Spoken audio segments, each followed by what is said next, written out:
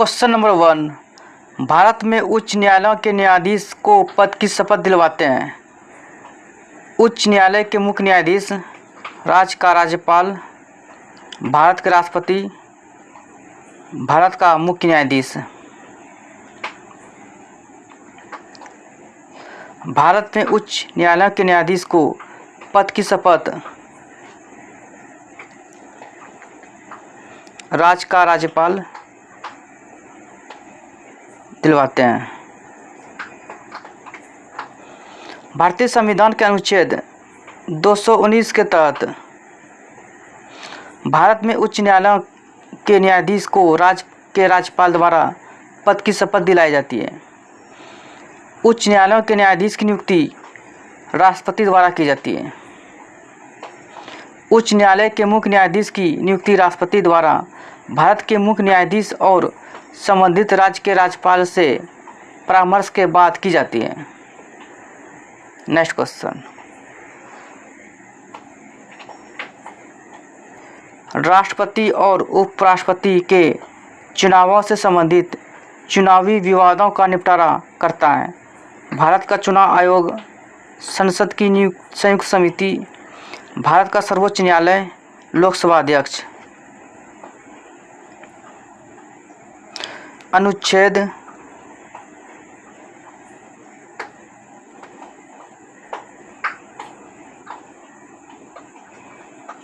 71 के तहत भारत के सर्वोच्च न्यायालय ने उपराष्ट्रपति और राष्ट्रपति के चुनाव के संबंध में विवादों का निपटारा करता है और इसका फैसला अंतिम होता है। राष्ट्रपति और उपराष्ट्रपति के चुनाव से संबंधित चुनावी विवादों का निपटारा भारत का सर्वोच्च न्यायालय करता है। Option C is the right answer. Next question.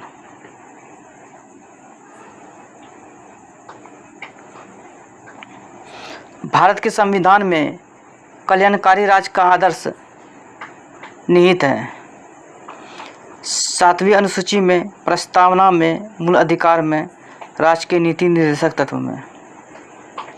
Bharat के संविधान में कल्याणकारी राज्य का आदर्श राज्य के नीति निर्देशक तत्व में।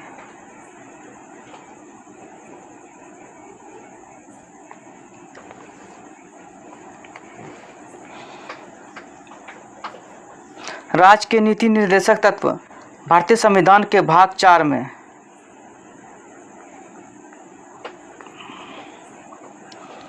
अनुच्छेद 36 से 51 में है।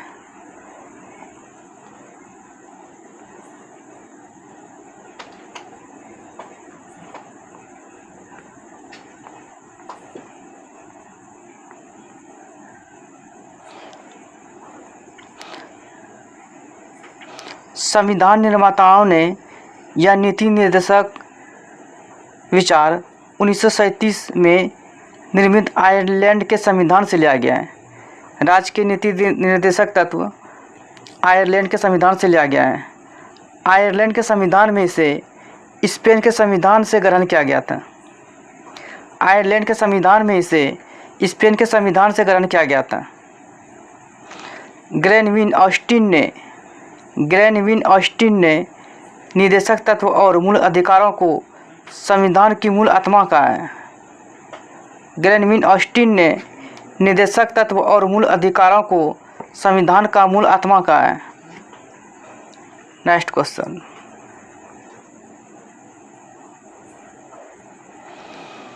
भारत में मताधिकार और निर्वाचित होने का अधिकार है। विधिक अधिकार, मूल अधिकार, नैसर्गिक अधिकार, संवैधानिक अधिकार। भारत में मताधिकार और निर्वाचित होने का अधिकार एक संवैधानिक अधिकार है। भारतीय संविधान के अनुच्छेद 326 के द्वारा सार्वजनिक वयस्क मताधिकार का प्रावधान किया गया है। निम्न में से कौन सिविल सेवा बोर्ड के पदेन अध्यक्ष होते हैं?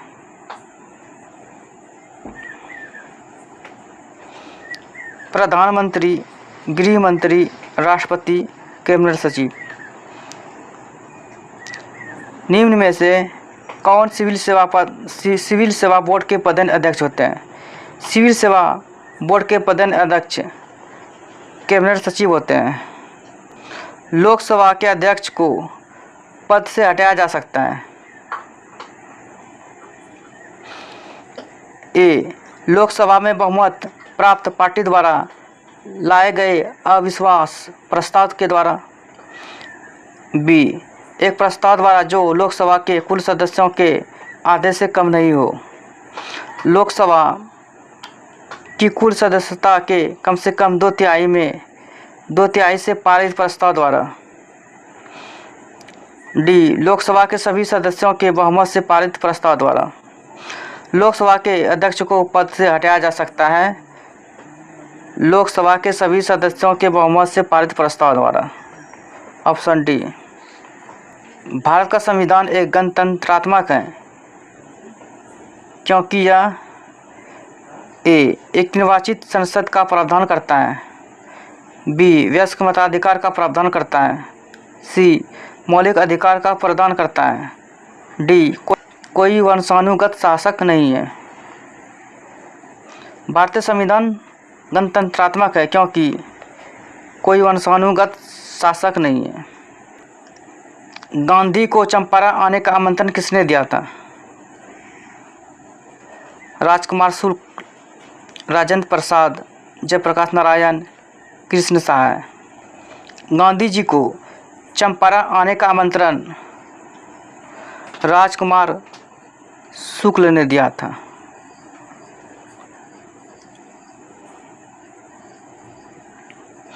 उन्नीस 1916 ईस्वी में कांग्रेस के लखनऊ अधिवेशन में बिहार के काफ़ी संख्या में प्रतिनिधि शामिल हुए थे। इन्हीं में चंपारण के राजकुमार शुक्ल भी थे, जो स्वयं 3 कठिया व्यवस्था यानी नील की खेती के अंतर्गत उत्पीड़न के शिकार थे। राजकुमार शुक्ल के आमंत्रण पर ही गांधी जी चंपारण आने और स्थिति का अध्ययन करने को सहमत हुए।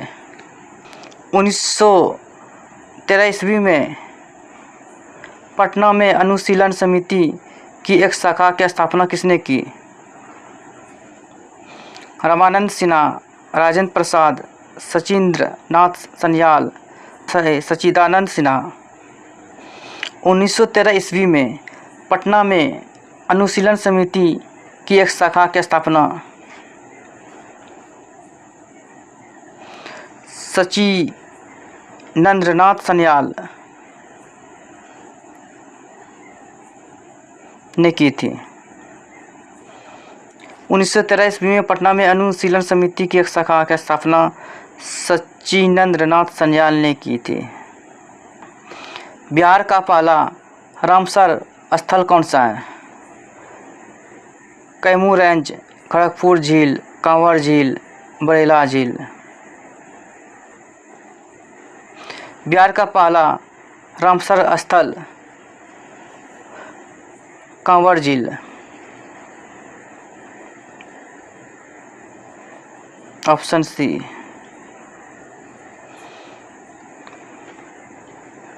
बेगूसराय के मंझौल अनुमंडल का कांवर झील देश का 39वां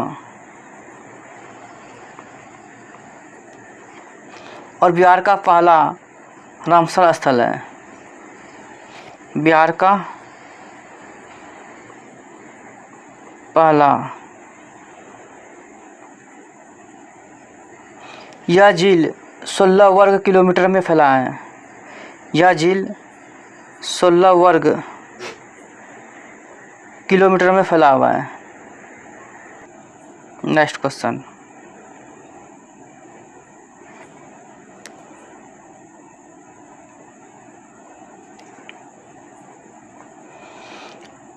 निम्न में से कौन सी सभ्यता अपने नगर नियोजन के लिए प्रसिद्ध है?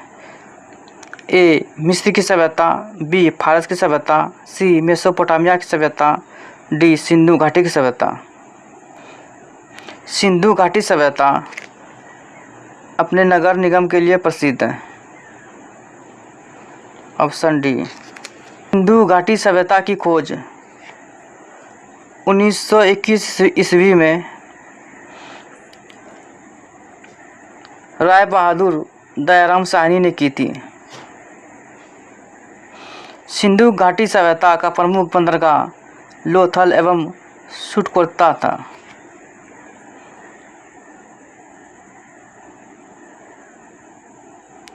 लोथल एवं सुटकोता।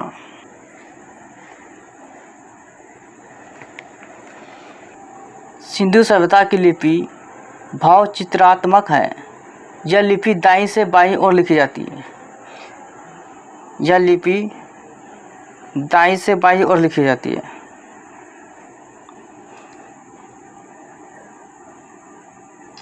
जब अभिलेख एक से अधिक पंक्तियों का होता था तो पहली पंक्ति दाईं से बाईं और दूसरी बाईं से दाईं लिखी जाती है। पहली पंक्ति बाईं से दाईं, दूसरी पंक्ति दाईं से बाईं लिखी जाती थी। सिंधु सभ्यता के लोग नगरों तथा घरों के विन्यास के लिए ग्रिड पद्धति अपनाई। सिंधु सभ्यता में मुख्य फसल गेहूं और जौ था। मुख्य फसल गेहूं और जौ था। गेहूं और जौ। Next question.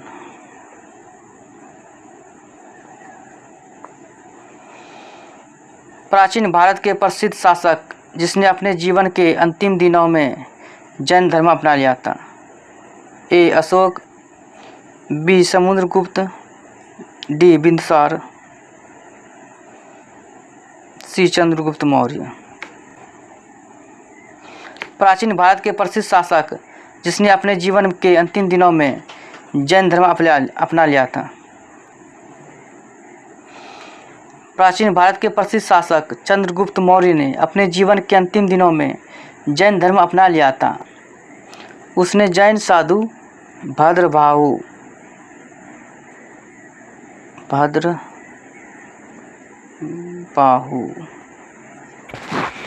से जैन धर्म की दीक्षा लेकर श्रवणबेलगोला, जो कर्नाटक में 298 ईस्वी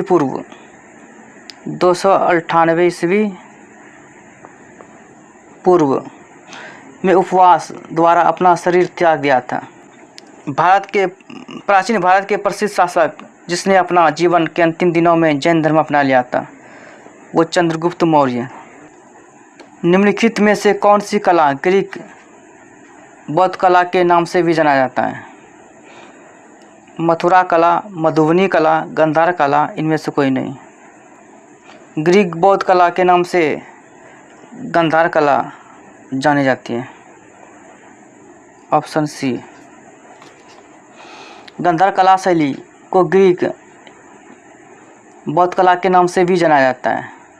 यह भारतीय और यूनानी कला का सम्मिश्रण शैली है जिसका संरक्षक शक और कुषाण थे। इसका संरक्षक शक और कुषाण थे। गांधार कला शैली को ग्रीक बौद्ध कला के नाम से जाना जाता है। सर्वप्रथम दिल्ली के अमीरों का दमन निम्न में से किस शासक द्वारा किया गया था? Option A Qutbuddin Aibak, option B Iltutmish, option C Balban, option D Firoz Khilji. सर्वप्रथम दिल्ली के अमीरों का दमन इल्तुतमिश द्वारा किया गया था। Option B.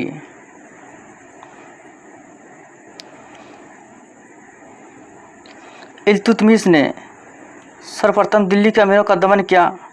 इल्तुतमिश ने कुतुब मीनार के निर्माण को पूर्ण करवाया। इल्तुतमिश ने एकता प्रणाली चलाई गई। इल्तुतमिश ने 40 गुलाम सरदारों का संगठन बनाया गया।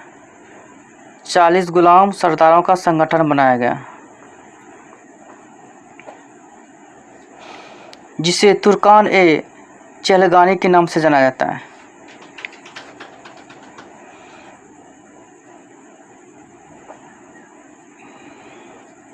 तुर्कान ए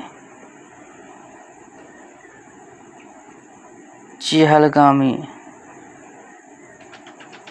के नाम से जाना जाता है। नेक्स्ट क्वेश्चन, द्वितीय आंग्ल मैसूर युद्ध के समय भारत का गवर्नर जनरल कौन था? A Warren Hasting, B Cornwallis, C Lord Wellesley, D Lord Hasting. द्वितीय आंग्ल मैसूर युद्ध के समय भारत का गवर्नर जनरल वारेन हेस्टिंग था। द्वितीय आंग्ल मैसूर युद्ध 1780 से 84 के बीच 1780 से 84 के बीच लड़ा गया। इस समय भारत का गवर्नर जनरल वारेन हेस्टिंग था। 1784 में मैंगलोर की संधि द्वारा इस युद्ध की समाप्ति हुई। 1784 में मैंगलोर की संधि द्वारा इस युद्ध की समाप्ति हुई। तृतीय आंग्ल मैसूर युद्ध 1790 से 92 तक हुआ। इस समय गवर्नर जनरल लॉर्ड कॉर्नवालिस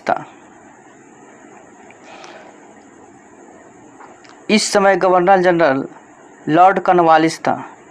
इस युद्ध में मराठा हैदराबाद के निजाम एवं अंग्रेज़ों की संयुक्त सेना मैसूर के खिलाफ लड़ रही थी। चतुर्थ आंग्ल मैसूर युद्ध 1799 में हुआ। इस समय गवर्नर जनरल लॉर्ड वेलेस्ली था। इस युद्ध के दौरान ही टीपू सुल्तान की मृत्यु हो गई। टीपू सुल्तान को शेर-ए-मैसूर कहा जाता है। किसने कहा था कांग्रेस केवल सूक्ष्मदर्शी अल्पसंख्यक का प्रतिनिधित्व करती है? A Aurobindo Ghosh, B Bankim Chandra Chatterjee, C Lord Curzon, D Lord Dufferin.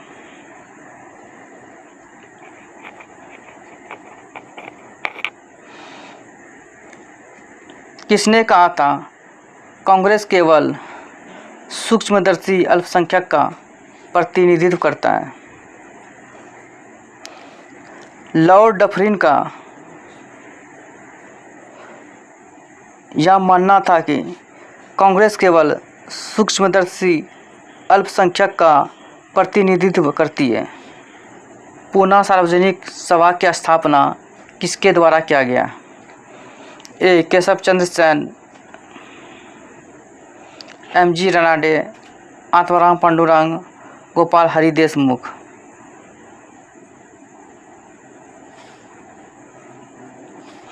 Poona सार्वजनिक सभा की स्थापना एम.जी. रनाडे द्वारा किया गया। इसकी स्थापना 1867 ईस्वी में किया गया था। परमहंस मंडली की स्थापना गोपाल हरि देशमुख ने किया। गोपाल हरि देशमुख ने परमहंस मंडली की स्थापना की। विजयनगर साम्राज्य की वित्तीय व्यवस्था की मुख्य विशेषता क्या थी?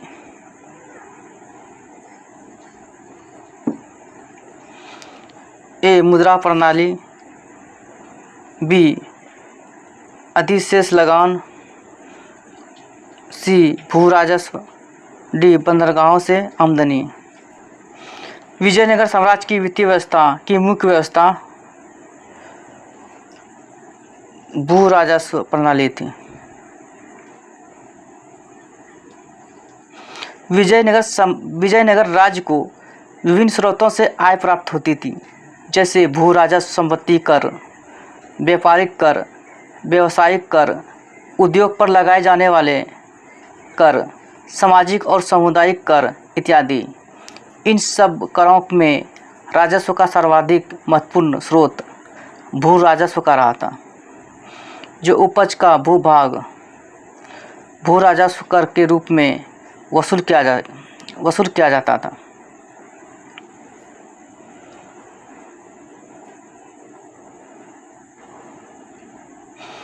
विजयनगर साम्राज्य की वित्तीय व्यवस्था भू राजस्व कर था। नेक्स्ट क्वेश्चन, किस मुगल बादशाह के विरुद्ध जौनपुर से फतवा जारी हुआ था? मुगल बादशाह अकबर के विरुद्ध जौनपुर से फतवा जारी हुआ था। 1580 ईस्वी में जौनपुर के एक धर्मगुरु ने सभी मुस्लिमों को अकबर के विरुद्ध विद्रोह करने के लिए फतवा जारी किया गया था। नेक्स्ट क्वेश्चन, नीचे दिए गए घटनाएं तथा उसके तिथि का सही मिलान करें। ये घटनाएं, ये तिथि।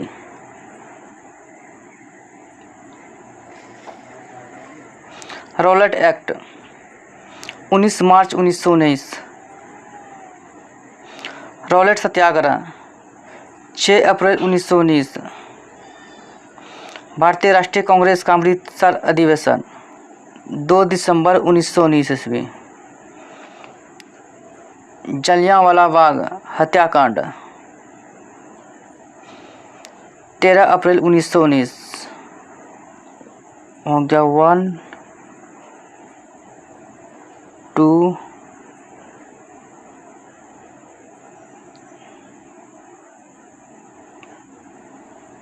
4 3। Option D. Next question, Bharat का अपने पड़ोसी देशों के मध्य अंतर्राष्ट्रीय सीमा के विस्तार का आरोही क्रम है। नेपाल, पाकिस्तान, चीन, बांग्लादेश। Option B.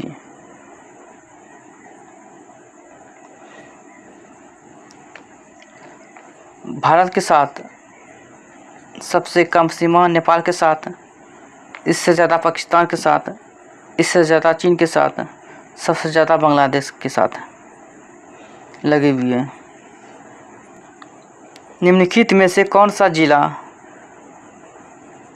धरवार भूस्तरीय रचना वाला नहीं है? ऑप्शन बी, रोहतास नहीं है। बिहार में धरवार भूस्तरीय रचना वाले जिले दक्षिण पूर्व बिहार के अंतर्गत आते हैं। इनमें मुंगेर, नवादा एवं जमुई जिले शामिल हैं। मुंगेर, नवादा और जमुई जिले शामिल हैं। वहीं रोहतास दक्षिण पश्चिम बिहार का भाग है।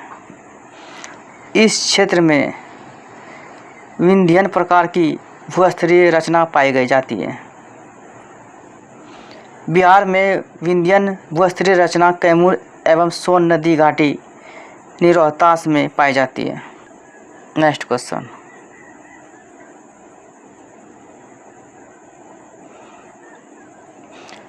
नर्मदा घाटी किन पर्वत श्रृंखलाओं के बीच स्थित है?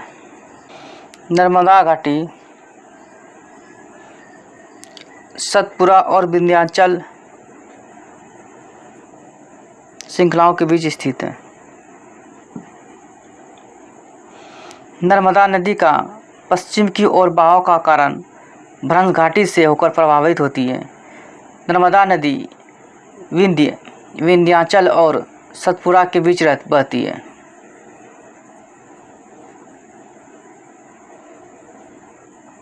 Option see the right answer. Narmada घाटी सतपुरा और विंध्याचल के बीच स्थित है। नेक्स्ट क्वेश्चन, सूची 1 को सूची 2 से सुमेलित कीजिए तथा नीचे दिए गए कूट से सही उत्तर चुनिए। सूची 1, सूची 2। लौह अयस्क क्षेत्र राज्य बादाम पहाड़, ये उड़ीसा में। डल्ली राजहरा छत्तीसगढ़।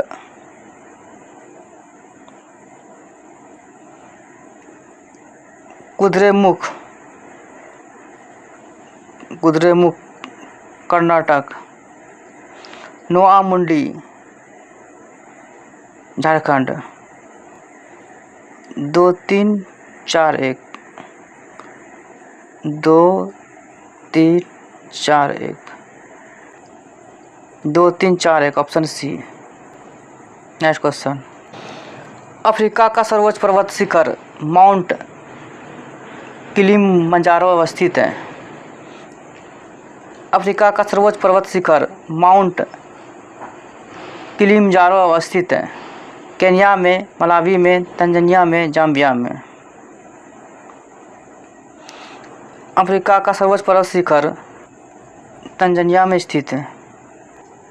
यूरोप में एल्बरूस। उत्तरी अमेरिका में माउंट मैकिनले। उत्तरी अमेरिका में mount McKinley. Next question, Bharat में ग्रीष्मकालीन मानसून के प्रवाह की सामान्य दिशा क्या है? दक्षिण से उत्तर, दक्षिण पश्चिम से दक्षिण पूर्व, दक्षिण पूर्व से दक्षिण पश्चिम, दक्षिण पश्चिम से उत्तर पूर्व। भारत में ग्रीष्मकालीन मानसून के प्रवाह की सामान्य दिशा दक्षिण पश्चिम से उत्तर पूर्व।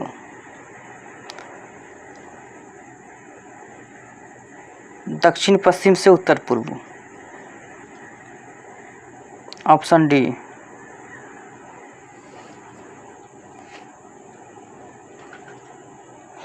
भारत में ग्रीष्मकालीन मानसून के प्रवाह की सामान्य दिशा दक्षिण पश्चिम से उत्तर पूर्व की ओर होती है।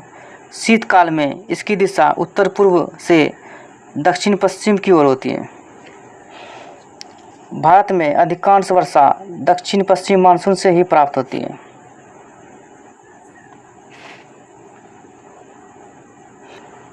नेक्स्ट क्वेश्चन, सूची 1 को सूची 2 से सम्मिलित कीजिए तथा सूचियों के नीचे दिए गए कूट से सही उत्तर चुनिए। उज्बेकिस्तान की राजधानी तस्कंद। ताजिकिस्तान की राजधानी दुशांबे। किर्गिस्तान की राजधानी बिश्केक। तुर्कमेनिस्तान की राजधानी Ashkhabad. Option A is the right answer. 1 2 3 4।